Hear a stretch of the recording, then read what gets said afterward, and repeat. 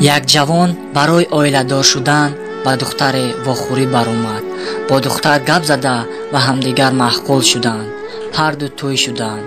баъд аз тӯй зан ба шавҳар гуфт: биё мусобиқа мекунем. шавҳар гуфт: чӣ хел мусобиқа? аз ёд кардани сураҳои қуръон ва оятҳояшро мусобиқа мекунем. кани ки бисёр аз ёд мекунад. шавҳар розӣ шуд ва ҳарду аз пай аз ёд кардани қуръон шуданд. аз паси рӯзҳо мегузашт. ҳар дафъ шавҳар бисёртар аз ёд карда занашро мақбул мекард. шавҳар аз ин завқ бурда хондани қуръонро зиёд ва сураҳои бисёрро аз худ кард ва як сол нашуда қории қуръон шуд ва хурсанд шуда ба назди падару модари занаш рафт ва гуфт: бо духтаратон аз ёд кардани сураҳо ва оятҳои қуръонро мусобиқа кардем.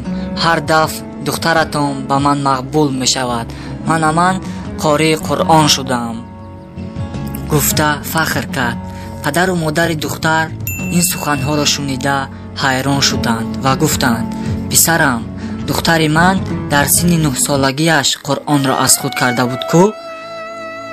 ҷавон ин кори занашро нафаҳмида ба хона омада чаро чунин кардӣ гуфт.